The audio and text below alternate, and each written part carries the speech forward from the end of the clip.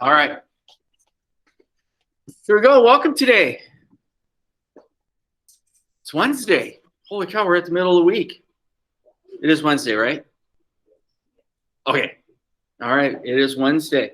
So again, welcome. How is our Wednesday going for us? It's okay. It's okay. All right. All right. It's a work in progress then. Let's go with that. All right. So we got prom coming up. Do we have people in here going to prom? Yep, I see some going that way. All right, all right. My first hour is my seniors, and when Miss Johnson had said, "Yo, I'm looking for photos and all that stuff," and I just said, "Let's make sure they're just appropriate photos, please." You know, this might go into the yearbook, and then it's going to be documentation. It's going to be there for years and years to come. And we want to make sure it's classy photo, classy photo. All right, prom this year. It's at the Landmark Center in St. Paul. So that would be nice. Nice, good historic building over there by Rice Park in downtown St. Paul. So there we go. Have that. All right. So with that, we are going to continue with our study of the social movements, looking at the feminist movement and Hispanic American movements. Before I cut you loose on that, I just want to add a few more layers to this activity. I have a couple clips here, one on women and one on Hispanic Americans. And they're going to focus on two different things about their movements, but you can also see how connected these movements are to what is also happening in the United States with perhaps other social movements. All right, and so let's see if we can pick up on there. We'll first start off with women and take a look at women and civil rights, and then we'll go to the political aspects of the Hispanic American movement. So bear with me on this here. All right, and think of maybe some take.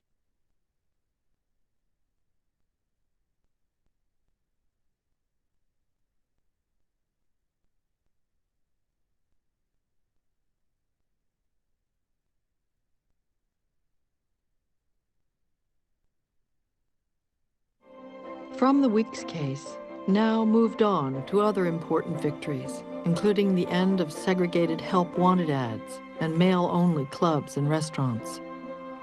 But the organization and the movement itself were limited, concerned largely with the travails of white middle-class women.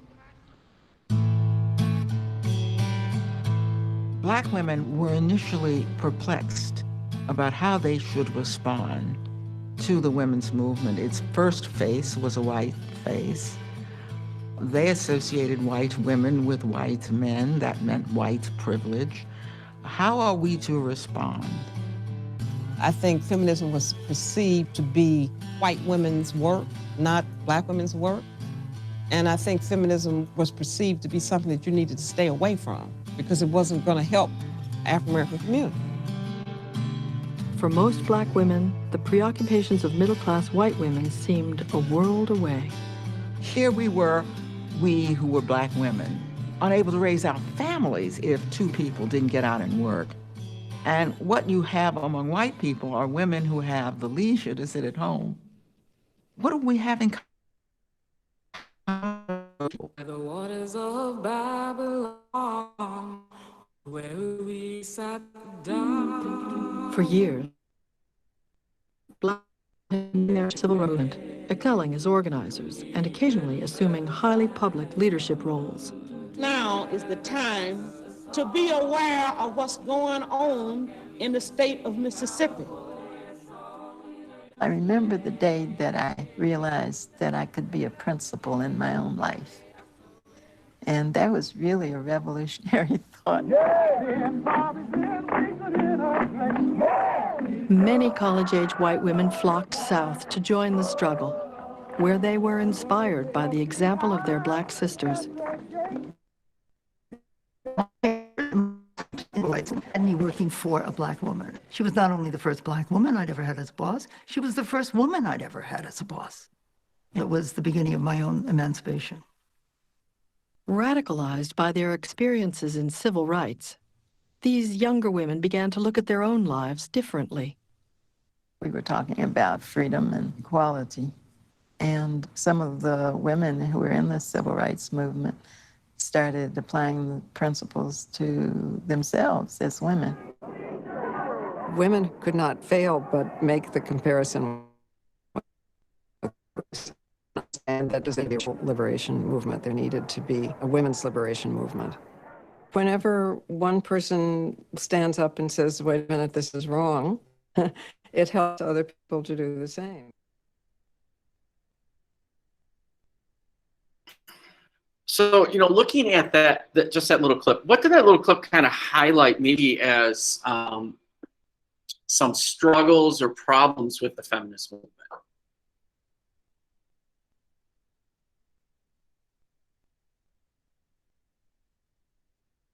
And this is probably something that we have to be careful when we look at movements in general, or events in general, societies in general.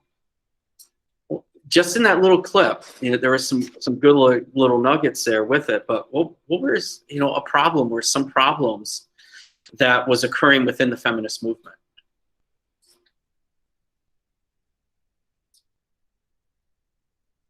Either at home, put into the chat, or here.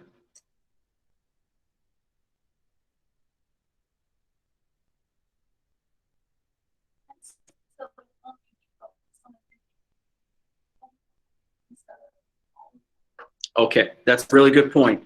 Seem to only focus on one element, one group of women that in the feminist movement. And so if this is going to be a far-reaching feminist movement, it needs to be more encompassing, more inclusive, and take on multiple issues. And that is something that movements in general kind of struggle with, is what is going to be the unifier.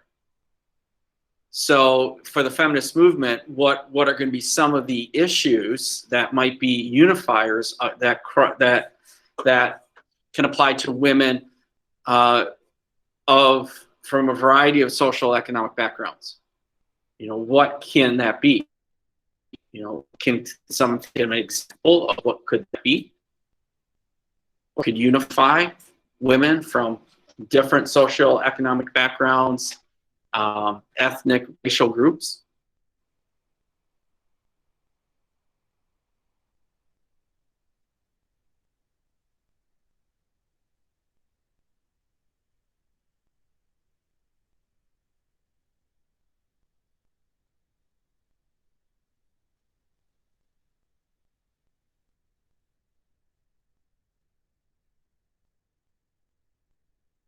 Treatment, and certain types of treatment. What are some of the feminists looking for? You have a group that we had this idea of equal rights. All right, could that be something that transcends all groups? Perhaps it can. And I think in this clip also it talked about women being involved in the civil rights movement and how the civil rights movement is trying to change the social fabric of America. That can also apply, if we're looking at full equality, full folded into American society, and we're looking at just a certain group, maybe that's something that can apply to all. And women are realizing that too. So, but it is a struggle, because at first, the feminist movement was looked at primarily directing at the needs for white women. Now you have to bring in women of color in there as well. And that can make the movement more far-reaching, but then also create some power struggles too. All right, big stuff there. All right. The next clip I have here is focusing more on Hispanic Americans and looking at more being political. In this last election cycle, 2020, there was a lot that was need to be said about the Latinx vote, all right, and how diverse the Latinx community is. And you can't necessarily pigeonhole them into this, they're going to vote this way. All right, so this political identity in some ways and getting involved, again, we have to look at the 1960s and 70s as a great opportunity here to kind of showcase that. So in this clip, think about, you know, why are Hispanic Americans getting involved into politics? All right, so here, let's take a look at that. Let me.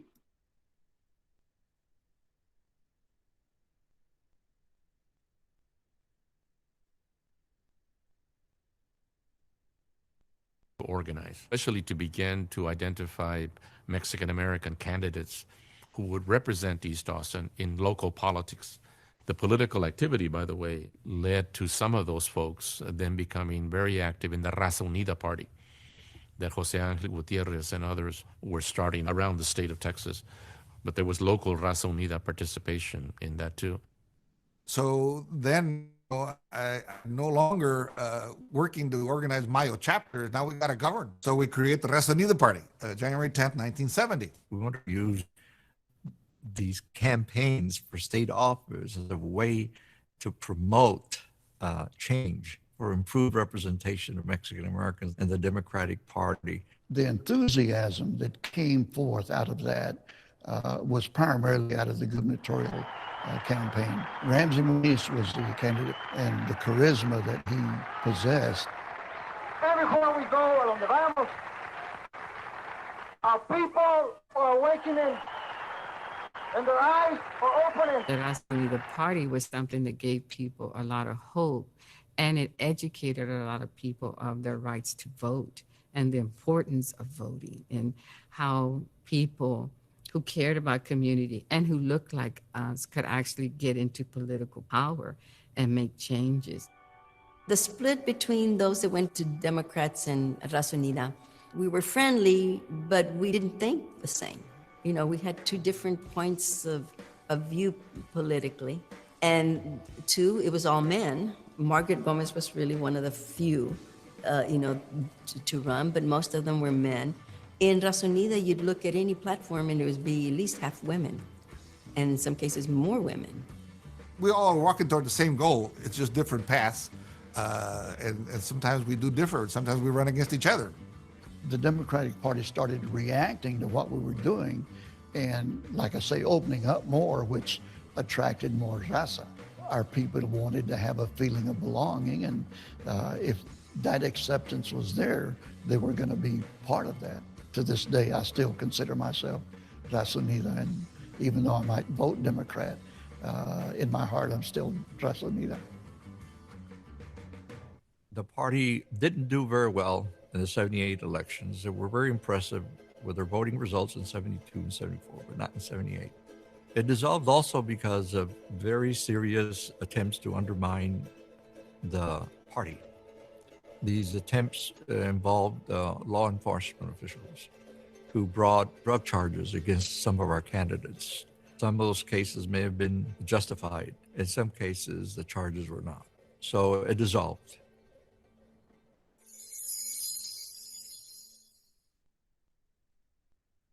All right, so why are Hispanic Americans getting involved into politics now? Why are they looking at politics is important?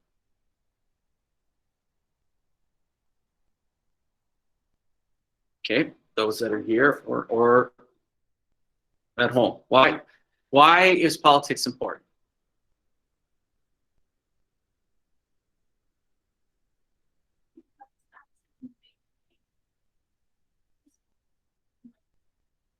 Yes, that is, we'll find out, is one of the key elements to making perhaps lasting change is through the political process. Create laws to create change. However, what was an obstacle though for them? And this can be an obstacle for any group. What are some of the obstacles?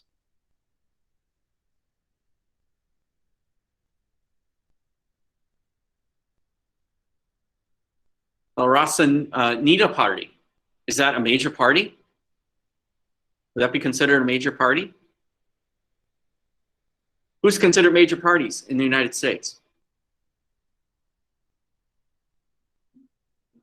Democrat, Republican.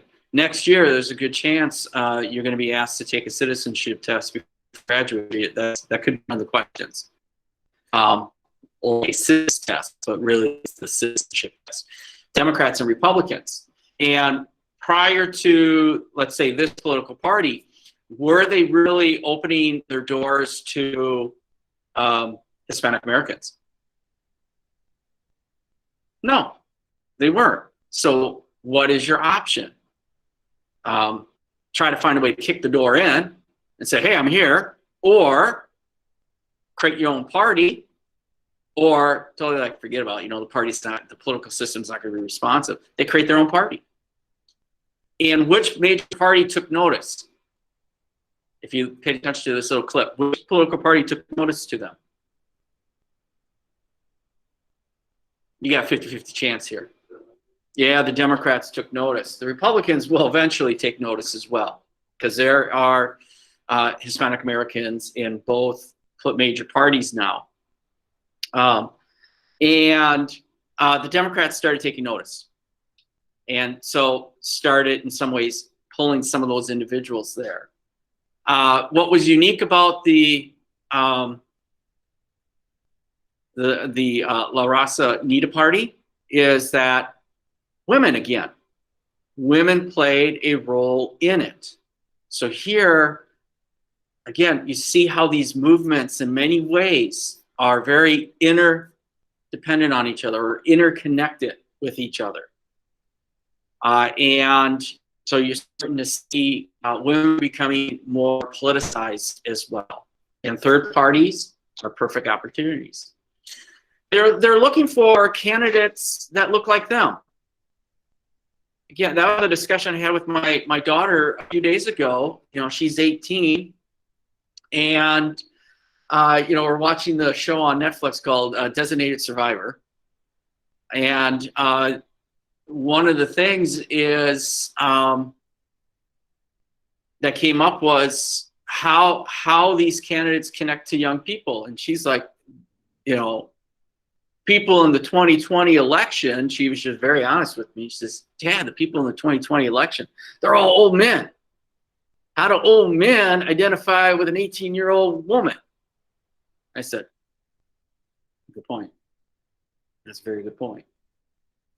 And that can also apply too, then, to political candidates. If they don't look like you, don't talk like you, don't have common, it's a hard thing.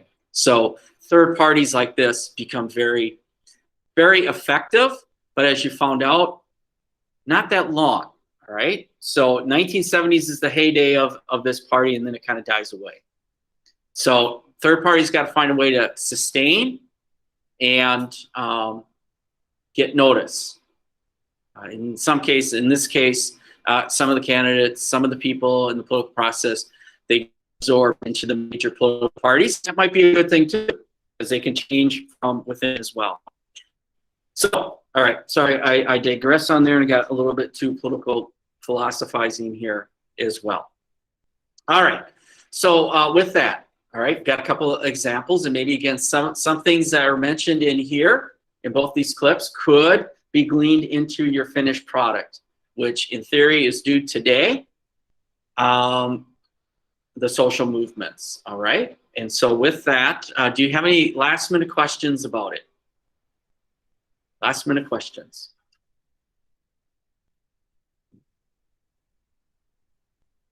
All right, no last minute questions here. If you do, please always reach out. So I'm gonna give you about 55 beautiful minutes to finish it up so you can have success, all right? So with that, if you have no questions at home, you can exit and have a wonderful day. All right, those here, let's dig in and finish strong. If you got it done, I'm gonna get my basket for you.